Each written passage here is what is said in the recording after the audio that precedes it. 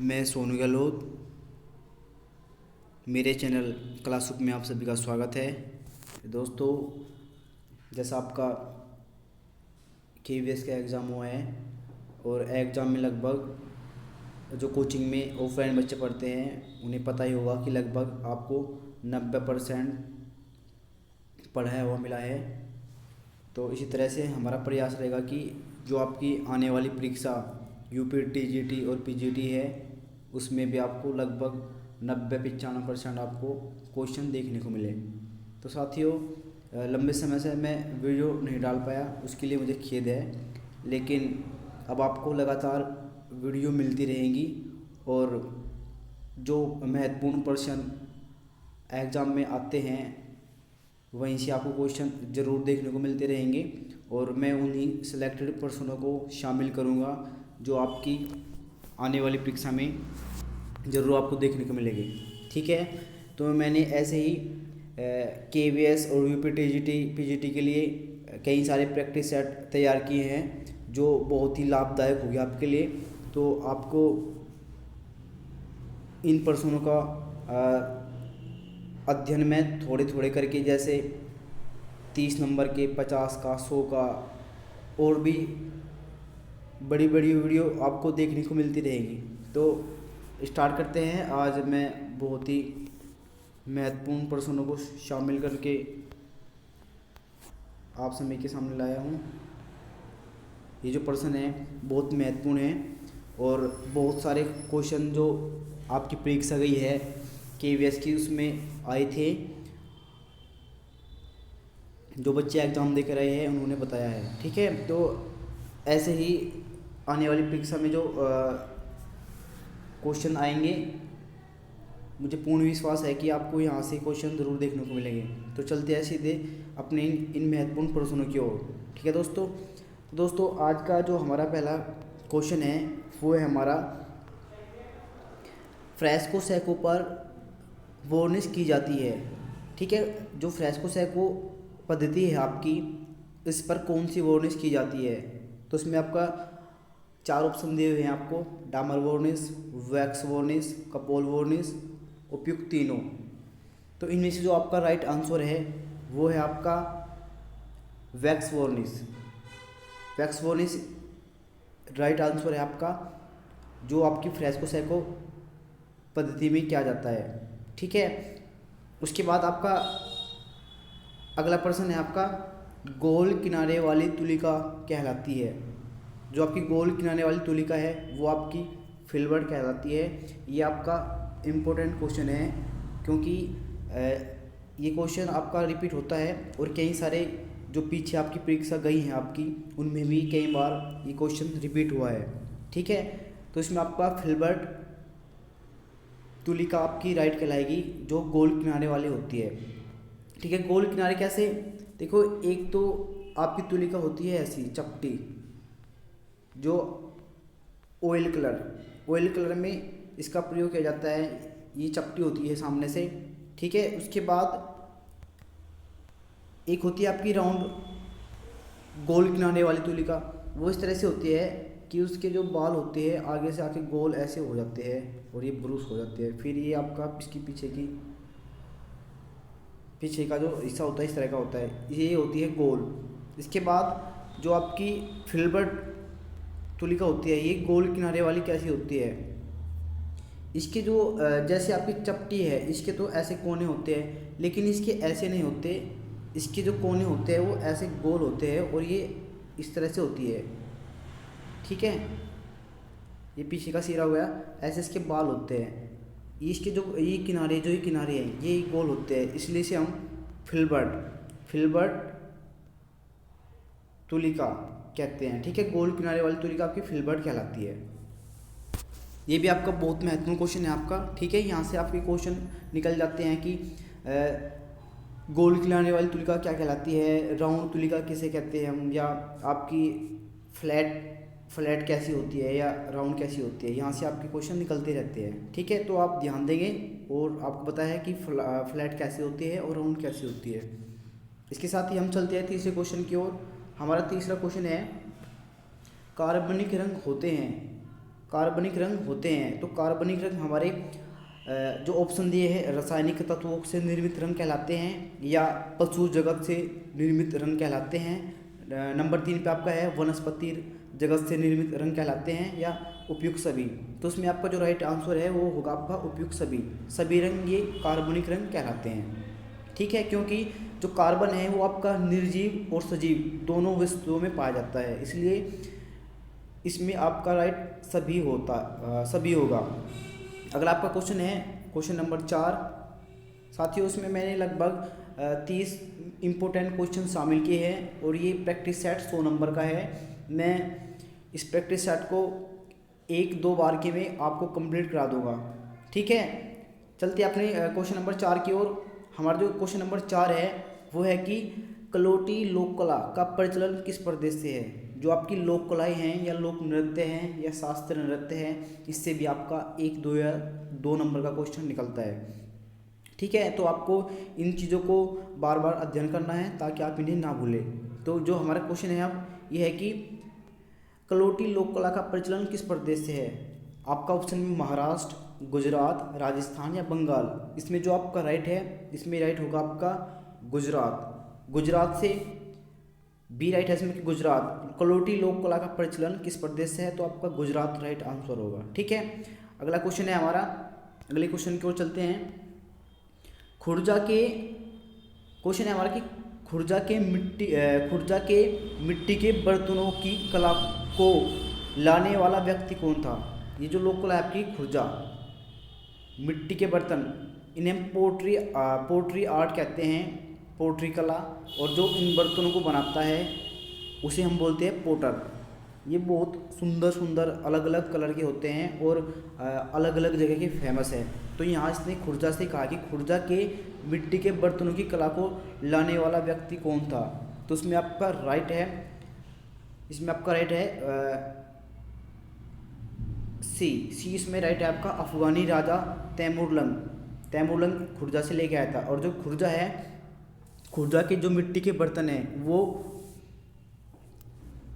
बहुत फेमस है और मिश्रित पोट्री यहाँ से आपकी मिलती है खुर्जा से। ठीक है, इसके साथ ही जो पोट्री है आपकी जयपुर है, एक आपका जयपुर स्थान है राजस्थान का जयपुर।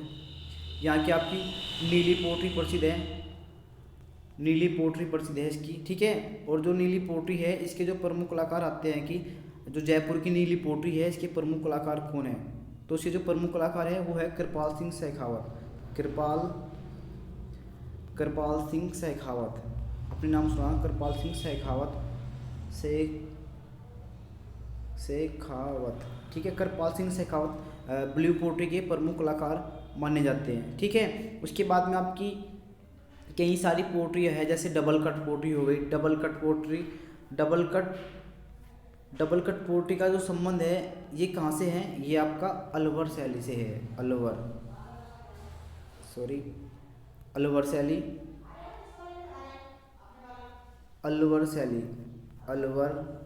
शैली से डबल कट पोट्री का। ठीक है, एक आपकी आती है ब्लैक पोट्री का संबंध आपका है आपका निजामाबाद से।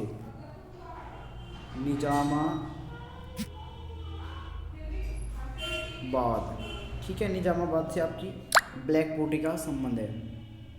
ऐसे ही कई सारे इंपॉर्टेंट क्वेश्चन आपके निकल जाते हैं पोट्री से। ठीक है, पोट्री कलाकार कौन सी फेमस है आपके, या पोट्री किस जगह की फेमस है, इस तरह से आपके क्वेश्चन निकलते हैं। ठीक है दोस्तों, चलते हैं हम अगले क्वेश्चन की ओर।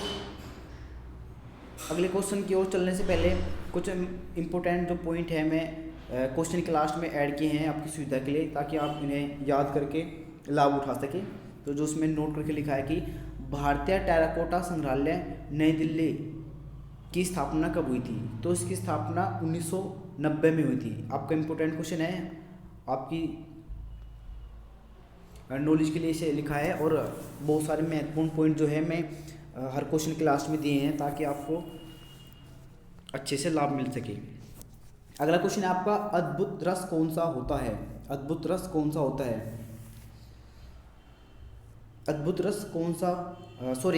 इसमें क्वेश्चन है कि अद्भुत रस का रंग कौन सा होता है। तो अद्भुत रंग का जो रस होता है वो होता है आपका पीला रंग। इसमें आपका जो राइट होगा, इसमें B right answer, B answer right होगा पीला रंग। पीला रंग आपका अद्भुत रस, अद्भुत रस का रंग कहलाता है। ठीक है। नीला आपका शांत रंग होता है, लाल आपका प्रेम का प्रतीक, और बैंगनी में जो होती है तरंगति सबसे अधिक होती है। ठीक है। नीला रंग आपका शांत रंग होता है, पीला रंग आपका अद्भुत और आश्चर्य का रंग कहलाता है आपका। उसके बाद में लाल रंग आपका प्रेम का प्रतीक होता है, और बैंगनी रंग आपका तेजस्वी कह सकते हैं आप, तेजस्वी, और इसमें सबसे ज़्यादा कंपन गति सबसे अधिक बैंगनी रंग में होती है। ठीक है। इसके बाद चलते हैं हम क्वेश्चन नंबर 7 की ओर। जो आपका क्वेश्चन नंबर 7 है, इसमें क्वेश्चन में दिया गया है कि विष्णु धर्मोत्तर पुराण किस काल का ग्रंथ है। तो ये जो आपका ग्रंथ है ये आपका गुप्तकालीन ग्रंथ है। इसमें आपका सी राइट होगा। विष्णु धर्मोत्तर पुराण गुप्तकालीन ग्रंथ है, और जो ये ग्रंथ है इसके लेखक है मार्कंडे मुनि। मार्कंडे मुनि। ठीक है। मार्कंडे मुनि इसके क्या है, लेखक है विष्णु धर्मोत्तर पुराण के। एक आपका ग्रंथ होता है विष्णु धर्मोत्तर पुराण के बाद चित्रसूत्र, उसके लेखक है आपके नारायण मुनि। एक ग्रंथ है आपका चित्रलक्षण, जो मैंने आपको पिछली वीडियो में लाइव आया था, मैं एक रोज़ उस रोज़ पढ़ाया था आपको। उसमें मैंने जितने भी महत्वपूर्ण ग्रंथ थे उनके राइटर बताए हैं। किसी बच्चे को अगर वीडियो देखनी है तो आप पिछली वीडियो में जाकर देख सकते हैं। ठीक है। इसमें आपका जो क्वेश्चन नंबर 7 था, इसमें आपका राइट हो गया विष्णु धर्मोत्तर पुराण किस काल का है, तो आपका गुप्तकालीन है, सी इसमें आपका राइट आंसर होगा। क्वेश्चन नंबर नेक्स्ट है हमारा, क्वेश्चन नंबर 8 है कि वर्षभ स्तंभ कहाँ से मिला है। तो हमारा जो वर्षभ स्तंभ है ये मिला है रामपुरवा से। इसमें आपका डी राइट होगा। वर्षभ स्तंभ रामपुरवा से मिला है, और जो ये स्तंभ बने हैं ये मौर्य काल की देन है। ठीक है। लगभग अशोक के जो समय ये हमें स्तंभ मिलते हैं, ये लगभग 30 थे, और 30 में से हमें केवल जो 15 इम्पोर्टेंट है जो सुरक्षित मिले हमें 15 मिलते हैं, लेकिन लगभग 30 स्तंभ हमें प्राप्त हुए हैं। इसके साथ ही अशोक ने 84,000 स्तूपों का निर्माण भी करवाया था। स्तूप। ठीक है। स्तूप और स्तंभ में कई बार बच्चे परेशान हो जाते हैं, डिस्टर्ब हो जाते हैं कि स्तूप और स्तंभ, अगर क्वेश्चन में आपका स्तंभ आए तो स्तूप को राइट कर देते हैं, अगर स्तूप आए तो आप स्तंभ राइट कर देते हैं, लेकिन दोनों चीज़ क्या है, अलग है। आपके जो स्तंभ है जो अशोक ने इनका निर्माण करवाया है वो तो हैं आपके जो 30 मिले हैं उनके समय के, लेकिन जो स्तूप थे आपके 84,000। ठीक है। 84,000 स्तूप का निर्माण अशोक के समय काल में हुआ है। इसके बाद चलते हम अगला जो हमारा क्वेश्चन है हमारा कि बृहदेश्वर मंदिर कहाँ स्थित है। बृहदेश्वर मंदिर कहाँ स्थित है। ऑप्शन में आपका तंजौर, दौलताबाद, जयपुर, कर्नाटक। ठीक है। तो ऑप्शन नंबर जो इसमें राइट होगा आपका, इसमें राइट है आपका option number C Jaipur. Jaipur में आपका जयपुर नहीं, आपका तंजौर राइट होगा, ये गलत हो गया। इसमें जो आपका राइट होगा कि जो आपका बृहदेश्वर मंदिर है वो आपका तंजौर में है, इंपॉर्टेंट आपका तंजौर में है। और ये क्वेश्चन आपका रिपीट होता है, मोस्ट इंपॉर्टेंट क्वेश्चन है आपका, और सारे क्वेश्चन मैंने इंपॉर्टेंट शामिल किए हैं जो आपको परीक्षा में अवश्य देखने को मिलेंगे। ठीक है। चलते हैं अपने अगले क्वेश्चन की ओर। अगला जो क्वेश्चन है हमारा, ये है हमारा कि मयूर सिंहासन का निर्माण किसके बेटे ने करवाया था। ठीक है। मयूर सिंहासन का निर्माण किसके बेटे ने करवाया था। तो इसमें आपका क्या राइट होगा, अकबर, बी आपका शाहजहाँ, सी आपका बाबर, और डी आपका जहांगीर। तो इसमें आपका जो राइट आंसर होगा वो आपका डी राइट होगा, जहांगीर। जहांगीर के बेटे का नाम था शाहजहाँ, और शाहजहाँ के समय काल में मयूर सिंहासन का निर्माण हुआ था। ठीक है। ये आपका जो मयूर सिंहासन है ये दिल्ली का जो लाल किला है उसके अंदर बना हुआ है। ठीक है। इसमें आपका डी राइट होगा। ठीक है दोस्तों। अगला क्वेश्चन है आपका, अगले क्वेश्चन की ओर जाने से पहले हम डालते हैं एक इम्पोर्टेंट क्वेश्चन की ओर नज़र।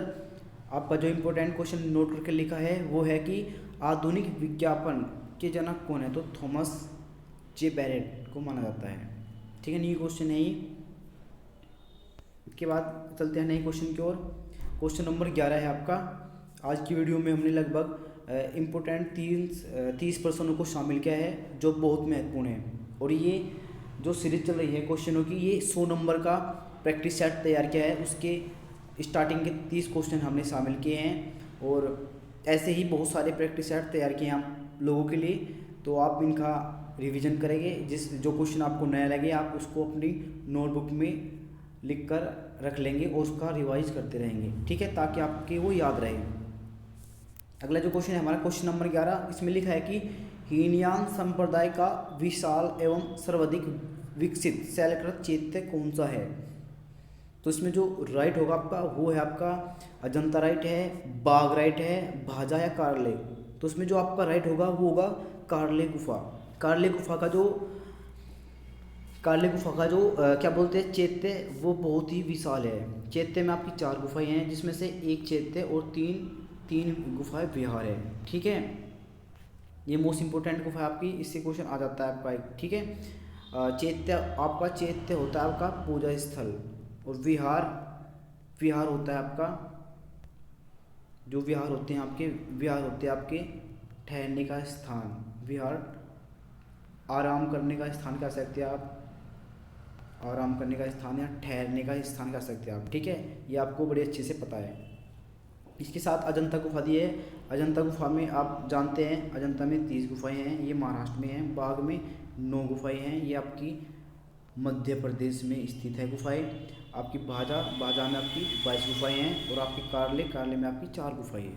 ठीक है, मोस्ट इंपॉर्टेंट गुफाएं आपकी गुफाओं के विषय में मैं एक बहुत महत्वपूर्ण वीडियो जल्द ही बनाऊंगा आपकी इस सीरीज़ के बाद, जो बहुत लाभदायक होगी आपके लिए। ठीक है, चलते हैं दोस्तों अपने अगले क्वेश्चन की ओर। अगला जो क्वेश्चन है आपका मोस्ट इंपॉर्टेंट है ये आपका।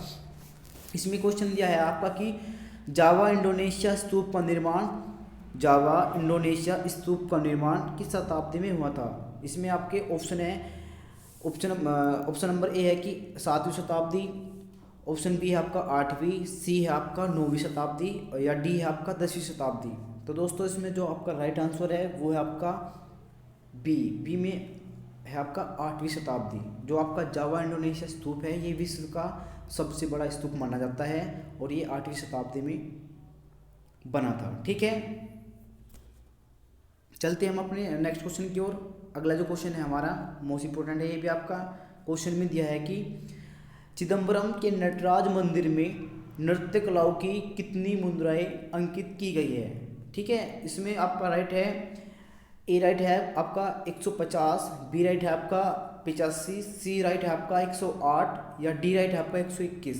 तो दोस्तों इसमें आपका राइट आंसर है सी 108 नृत्य कलाओं अंकित की गई है आपके चिदम्बरम के नटराज मंदिर में। ये आपका तमिलनाडु में है आपका मंदिर। ठीक है, नेक्स्ट क्वेश्चन है आपका क्वेश्चन नंबर 14 आपका कि उड़ीसा के मंदिरों का सही क्रम लगाओ। इसमें दोस्तों ए ऑप्शन में आपका मुक्तेश्वर मंदिर, नेक्स्ट आपका लिंगराज मंदिर, उसके बाद आपका कोणार्क और नंबर 4 पे आपका परशुरामेश्वर मंदिर। ये आपके 4 मंदिर है जो इसका सही सीक्वेंस होगा। इसमें आपका जो राइट है वो है आपका बी ऑप्शन आपका एकदम राइट होगा। परशुरामेश्वर मंदिर, मुक्तेश्वर, लिंगराज मंदिर और कोणार्क मंदिर, ये इनकी शताब्दी के हिसाब से सीक्वेंस लगाया है और ये आपका इंपॉर्टेंट क्वेश्चन है। चलते हैं दोस्तों अपने नए क्वेश्चन की ओर। नया जो क्वेश्चन है हमारा वो है हमारा कि जो खजुराहो के मंदिर जो है हमारे, इन्हें यूनेस्को धरोहर में कब शामिल किया गया था? ऑप्शन में आपका है 1984, 1987, 1986 या 1989 89। तो उसमें जो आपका राइट है वो है आपका सी राइट होगा। इसमें 1986 में खजुराहो के मंदिरों को यूनेस्को में शामिल किया गया था। ठीक है दोस्तों, जो ये आपका खजुराहो है, खजुराहो से आपके 85 मंदिर मिले हैं। 85 में से आपके जो सुरक्षित 25 मंदिर है आपके 25 मंदिर, और इन 25 मंदिर में से आपके जो 5 मंदिर है वो बहुत फेमस है। 5 मंदिर फेमस है जो सीक्वेंस लगाने के लिए आ जाते हैं। और ये आपका क्वेश्चन बनता है कि जो आपका खजुराहो है खजुराहो के सबसे प्राचीन मंदिर कौन से है? तो एक पॉइंट तो आपका ये होता है कि खजुराहो के सबसे प्राचीन मंदिर है आपके 64 योगिनी, योगिनी 64 योगिनी मंदिर खजुराहो के सबसे प्राचीन मंदिर माने जाते हैं आपके। ठीक है, इसके बाद में अगला जो क्वेश्चन निकलता है आपका, निकलता है कि खजुराहो का सबसे प्रसिद्ध मंदिर कौन सा है? तो उसमें जो खजुराहो का सबसे महत्वपूर्ण और प्रसिद्ध मंदिर है वो है कंदरिया महादेव मंदिर। कंदरिया महादेव मंदिर आपका सबसे विख्यात मंदिर माना जाता है। ठीक है, नेक्स्ट क्वेश्चन है हमारा, खजुराहो के मंदिर से बाद में आपका नोट के पॉइंट लिखा है कि भारत में कागज बनाने का कारखाना सर्वप्रथम कहाँ खोला गया था? तो उसमें आपका राइट है 1882 में खोला गया था आपका कोलकाता में। इंपॉर्टेंट क्वेश्चन है दोस्तों आपका ये, आप इसे नोट डाउन कर लेंगे। चलते हैं हम अपने नए क्वेश्चन की ओर। अगला क्वेश्चन नंबर 16 है आपका, प्राचीनतम राजधानी शैली स्कूल कौन सा है? प्राचीनतम राजधानी शैली स्कूल कौन सा है? तो उसमें आपको ऑप्शन दिए गए हैं किशनगढ़, कोटा, बूंदी, मेवाड़। तो उसमें सबसे प्राचीन है आपका मेवाड़। ठीक है, मेवाड़ सबसे प्राचीन है और ये राजस्थानी की प्रमुख शैली के अंतर्गत आता है आपका मेवाड़। ठीक है, इसकी उपशैली है जैसे आपकी देवगढ़ हो गई, आपकी नाथद्वारा, और आपका प्रतापगढ़, चावंड, शाहपुर इसकी क्या है उपशैलियाँ है। ठीक है, राजस्थानी शैली इसकी प्रमुख 4 शैलियाँ है, फिर इनकी उपशैलियाँ है। तो ये आपकी जो राजस्थानी की प्रमुख शैली है मेवाड़, और ये आपका सबसे प्राचीन स्कूल माना जाता है। ऐसे क्वेश्चन निकलता है आपका। ठीक है, इसमें आपका क्या राइट है? इसमें आपका मेवाड़ राइट होगा। नेक्स्ट क्वेश्चन है हमारा क्वेश्चन नंबर 17, यक्षिणी की प्रतिमाएं या यक्षिणी की प्रतिमाओं का निर्माण किस शैली में हुआ है? ठीक है, इंपॉर्टेंट क्वेश्चन है आपका, स्थापत्य कला से क्वेश्चन है ये, और ये क्वेश्चन मोस्ट इंपॉर्टेंट है आपका, रिपीट होता है। इसमें ऑप्शन दिए है आपका मथुरा, अमरावती, सुंग या होयसल मंदिर। इसमें आपका राइट है मथुरा। और आई थिंक ये क्वेश्चन आपका जो पीछे परीक्षा गई है उसमें शायद आया था, और ये आपका इम्पोर्टेंट है, यक्षिणी की प्रतिमाओं का निर्माण मथुरा शैली में हुआ था। ठीक है, अगला क्वेश्चन की ओर चलते हैं दोस्तों। अगला क्वेश्चन है हमारा, बारवाड़ महिला पेंटिंग किसकी है? इंपॉर्टेंट पेंटिंग है हमारी, बारवाड़ महिला किसकी पेंटिंग है? इंपॉर्टेंट क्वेश्चन है दोस्तों हमारा ये। इसमें आपके ऑप्शन में है रामकिंकर बैज, ज्योति भट्ट। नेक्स्ट जो है हमारा, सॉरी इससे क्वेश्चन छूट गया है, कोई हो गया। इसके बाद बारवाड़ महिला आता है हमारा,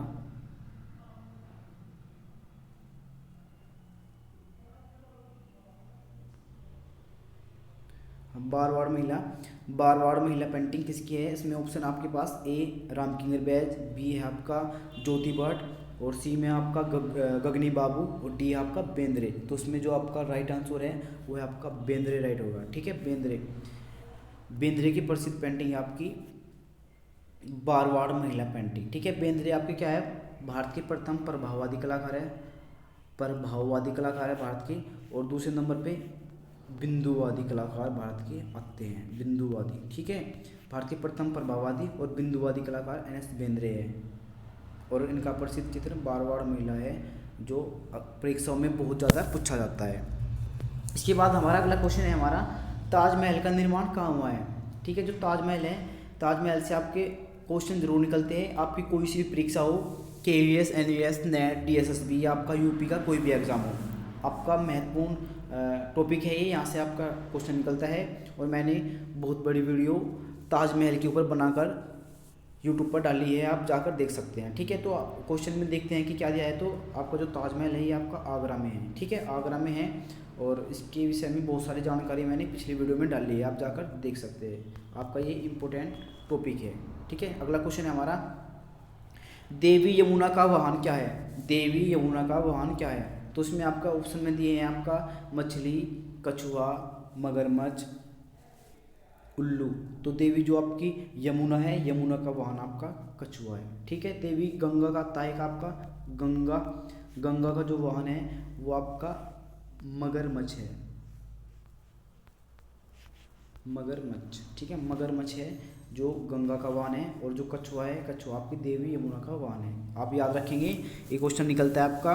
पीछे जो टीजीटी का एग्ज़ाम हुआ था उसमें, जो टीजीटी परीक्षा हुई थी आपकी, उसमें ये क्वेश्चन आया था, इसलिए ये आपका क्वेश्चन मोस्ट इम्पोर्टेंट है। ठीक है, इसे आप रिवाइज करेंगे। इसके बाद एक नोट करके क्वेश्चन शामिल किया है इसमें, कागज़ का आविष्कार चीन में कब हुआ था? तो इसमें आंसर दिया आपका 105 में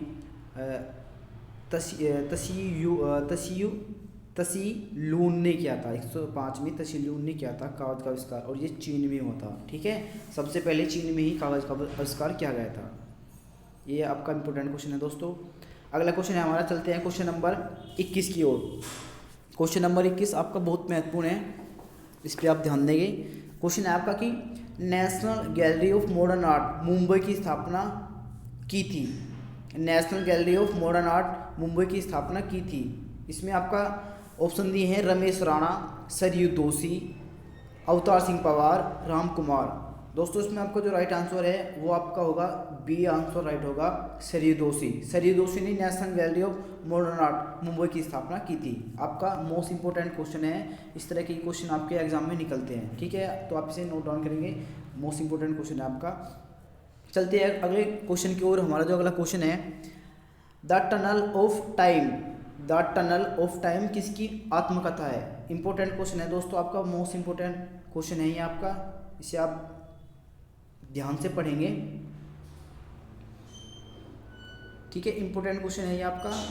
दिया है कि द टनल ऑफ टाइम किसकी आत्मकथा है, तो ऑप्शन में आपके पास आर के लक्ष्मण, बाल ठाकरे, अर्पणा कौर, मारियो मिरांडा। ठीक है दोस्तों, इसमें आपका जो राइट है वो है आपका R K Laxman is the right answer है आपका। इंपॉर्टेंट क्वेश्चन है आपका।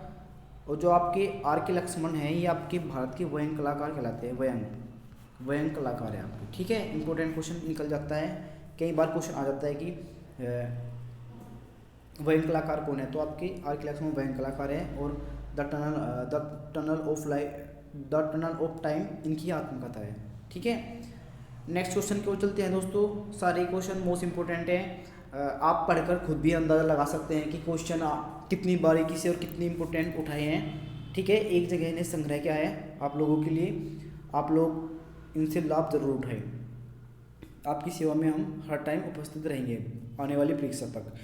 अगला क्वेश्चन है आपका, क्या लिखा है कि दक्षिण मध्य सांस्कृतिक केंद्र व मुख्यालय कहाँ पर स्थित है? दक्षिण मध्य सांस्कृतिक केंद्र व इसका मुख्यालय कहाँ स्थित है? इसमें ऑप्शन में आपके पास ऑप्शन है तंजौर, इलाहाबाद, नागपुर, उदयपुर। दोस्तों इसमें जो आपका राइट है वो आपका राइट होगा नागपुर, इसमें सी राइट है आपका, सी। दक्षिण भारत का जो सांस्कृतिक केंद्र है उसका मुख्यालय आपका नागपुर में स्थित है। ठीक है दोस्तों, जो आपके सांस्कृतिक प्रदेश है, सांस्कृतिक प्रदेश ये आपके 7 है। ठीक है, उन 7 के लिए मैं जल्दी एक नई वीडियो बनाऊंगा आपके लिए, उसमें इन सबको डिटेल से अच्छे बताऊंगा। ठीक है, अधिकतर आपका दक्षिण मध्य और आपका क्या बोलते हैं, जो सेंटर में आपका इलाहाबाद वाला है, उत्तर प्रदेश का इलाहाबाद, मध्य क्षेत्र आता है, उत्तर मध्य सांस्कृतिक क्षेत्र आता है आपका अधिकतर, कि आपका उत्तर मध्य सांस्कृतिक केंद्र कौन सा है, तो आपका यूपी का इलाहाबाद है। क्या है आपका? यूपी का इलाहाबाद। ठीक है, ये आपका उत्तर मध्य सांस्कृतिक केंद्र है, लेकिन ये दक्षिण मध्य सुना है तो दक्षिण मध्य का आपका नागपुर राइट होगा। ये आपके 7 होते हैं सांस्कृतिक प्रदेश, याद रखेंगे आप। ठीक है दोस्तों, चलते हैं अपने नए क्वेश्चन की ओर, जो है आपका पुस्तक से है, पुस्तकों से आपके क्वेश्चन निकलते हैं। और मैंने एक वीडियो डाली भी है आपकी पुस्तकों से, वो केवल पहाड़ी शैली की थी, लेकिन अब इन क्वेश्चनों में मैं धीरे धीरे आपको इम्पोर्टेंट क्वेश्चन आपको क्लियर कराता रहूँगा, ताकि आपको किसी तरह की परेशानी ना हो। अगला क्वेश्चन है हमारा, विरूपवर्ज पुस्तक के लेखक कौन है?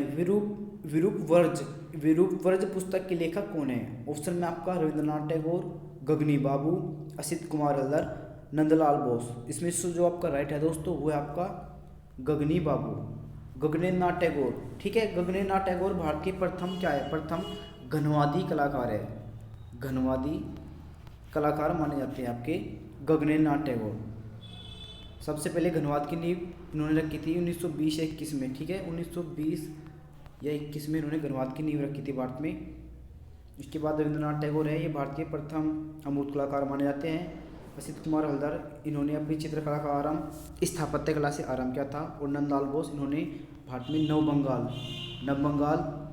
नव बंगाल इन्होंने, नंदलाल बोस ने क्या किया था, नंदलाल बोस ने भारत में सबसे पहले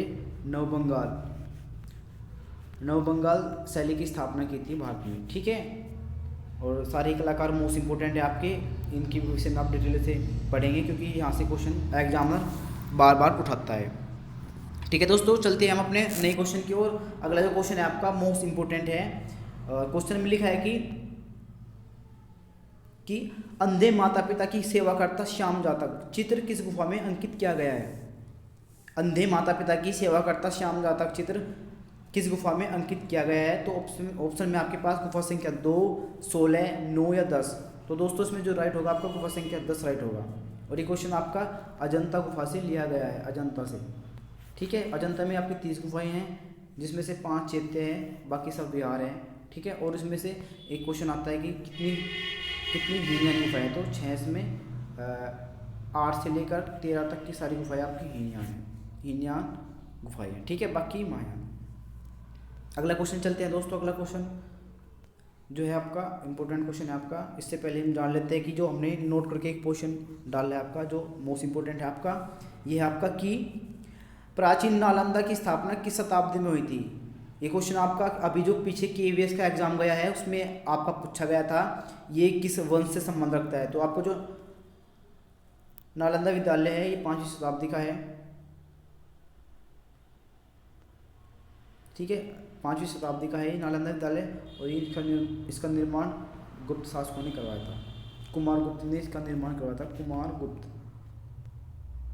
किसने किया था। नालंदा विद्यालय आपका कहाँ है, ये 5वीं शताब्दी का है और गुप्तकालीन है ये जो आपका विद्यालय है। ठीक है, गुप्तकालीन है। इसके बाद क्वेश्चन आपका आया था कि इसका संबंध किस वंश से है। तो गुप्त काल से है। और इसका निर्माण किसने करवाया था नालंदा का, कुमार गुप्त ने करवाया था।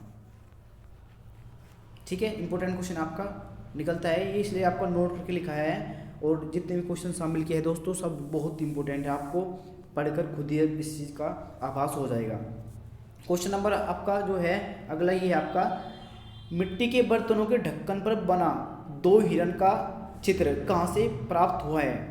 मिट्टी के बर्तन के ढक्कन पर बना 2 हिरण का चित्र कहाँ से मिला है। ऑप्शन में आपके पास है मोहनजोदड़ो, हड़प्पा, धोलावीरा, कालीबंगा। इसमें दोस्तों आपका राइट होगा हड़प्पा सभ्यता। ठीक है, हड़प्पा से प्राप्त हुआ है। और सारे क्षेत्र मोस्ट इंपॉर्टेंट है, यहाँ से क्वेश्चन आपके जो KVS गया है उसमें आए थे। ठीक है, सिंधु घाटी के ऊपर मैं वीडियो बनाऊंगा बहुत इंपॉर्टेंट, लेकिन उससे पहले मैं जो इंपॉर्टेंट क्वेश्चन है वो सब आपको बारीकी से बता दूंगा। ठीक है दोस्तों, चलते हैं अपने नए क्वेश्चन की ओर। ये क्वेश्चन आपके महत्वपूर्ण है। अगला क्वेश्चन आपका देखते हैं क्या है। ये है आपका लाल पुष्प का चित्र कहाँ पर सुरक्षित है। क्वेश्चन नंबर 27 आपका, इसमें पूछता है कि लाल पुष्प का चित्र कहाँ सुरक्षित है। ऑप्शन में आपका भारत भवन भोपाल में है, लाहौर संग्रहालय में है, जहांगीर आर्ट गैलरी में है, या आपका डी ऑप्शन में है कि भारत कला भवन वाराणसी में है। तो इसमें जो दोस्तों आपका राइट होगा वो आपका डी ऑप्शन राइट होगा, भारत कला भवन वाराणसी में संग्रहित है। ठीक है, क्वेश्चन आता है कि आपका भारत भवन आपका भोपाल में है, भोपाल। और एक क्वेश्चन निकल जाता है आपका कि जो आपका कला भवन है ये आपका वाराणसी में है। ठीक है, वाराणसी या इलाहाबाद में। ठीक है, चलते हैं दोस्तों अगले क्वेश्चन की ओर। अगला क्वेश्चन है हमारा, अगला जो क्वेश्चन है हमारा ये कहता है कि गौतम गाथा और भारतीय चित्रकला पुस्तक के लेखक कौन है। गौतम गाथा और भारतीय चित्रकला पुस्तक के लेखक कौन है। तो दोस्तों इसमें जो आपका राइट होगा अनंत कुमार स्वामी, नंदलाल बोस, असित कुमार हल्दर या आपका राय किशन दास। इसमें आपका दोस्तों राइट है असित कुमार हल्दर, सी आपका ऑप्शन इसमें राइट होगा। मोस्ट इंपोर्टेंट पुस्तक है आपकी इसी तरह की पुस्तकें आपकी टीजीटी एग्ज़ाम में या पीजीटी में देखने को मिलती है। ठीक है, चलते हैं दोस्तों अपने नए क्वेश्चन की ओर। अगला जो क्वेश्चन है हमारा वो है हमारा दुपट्टे में तीन औरतें लालटेन जैसे प्रमुख चित्र किस कलाकार ने बनाए हैं। इंपॉर्टेंट चित्र है आपका, दुपट्टे में तीन औरतें लालटेन जैसे प्रमुख चित्र किस कलाकार ने बनाए हैं। ऑप्शन में आपका है जे आर संतोष, अकबर पदमसी, भावेश चंद्र सान्याल या एम एफ हुसैन। दोस्तों इसमें जो आपका राइट है उसमें आपका राइट है D option, M F Hussain ने बनाई है दुपट्टे में तीन औरतें लालटेन, इनका क्या है प्रसिद्ध चित्र माना गया है। ठीक है दोस्तों, सारे ही कलाकार इंपॉर्टेंट हैं, इनसे क्वेश्चन बनते हैं आपके। J R Santosh, Akbar Padamsee, B C. Sanyal, M F Husain, सारे के सारे इंपॉर्टेंट हैं। किसी रोज़ डिटेल से इनके बारे में भी आपको कुछ जानकारी मिलेगी। इससे पहले हम चलते हैं अपने अगले क्वेश्चन की ओर। और ये क्वेश्चन दोस्तों आपकी वीडियो का लास्ट क्वेश्चन है और बहुत महत्वपूर्ण क्वेश्चन है आपका, जो आपका रिपीट होता रहता है बार बार। क्वेश्चन में लिखा है कि काव्य प्रकाश का सिद्धांत किसके द्वारा दिया गया है। काव्य प्रकाश का सिद्धांत किसके द्वारा दिया गया है। इसमें आपका ऑप्शन है राजा भोज, भामा, मम्मट या भरतमुनि।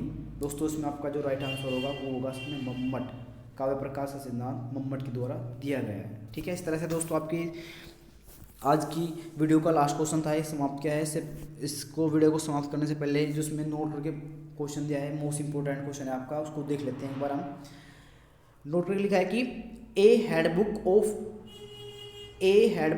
ऑफ इंडियन आर्ट पुस्तक, ऑन इंडियन आर्ट पुस्तक के लेखक कौन है। तो उसमें राइट है आपका A V. Havell is the right answer आपका। ठीक है, इसने लिखी है ये पुस्तक आपकी a handbook of Indian art पुस्तक आपकी, इसमें राइट है ए.वी. हेवल। ठीक है दोस्तों, ये थी आज के महत्वपूर्ण क्वेश्चन और आपकी 100 नंबर की सीरीज चलाई है, जिसमें से हमने 30 क्वेश्चनों को शामिल किया था, वे आपके क्लियर करवाए हैं। और आगे के जो क्वेश्चन है वे आपको कल देखने को मिलेंगे। उम्मीद है आपको ये क्वेश्चन अच्छे लगे होंगे, आपके लिए लाभदायक होंगे। दोस्तों क्वेश्चन कैसे हैं आप कमेंट कर ज़रूर बताएं, और आप कमेंट करेंगे तो हमें अच्छा लगेगा और हम आपके लिए ऐसे महत्वपूर्ण क्वेश्चनों को शामिल करते रहेंगे। मिलते हैं दोस्तों कल एक नई वीडियो के साथ में और इम्पोर्टेंट क्वेश्चन के साथ में, जो आपके लिए बहुत महत्वपूर्ण होंगे। ठीक है दोस्तों, नमस्कार, धन्यवाद। और वीडियो को लाइक शेयर और सब्सक्राइब जरूर करें। धन्यवाद दोस्तों, मिलते हैं कल एक नई वीडियो के साथ और नए क्वेश्चनों के साथ।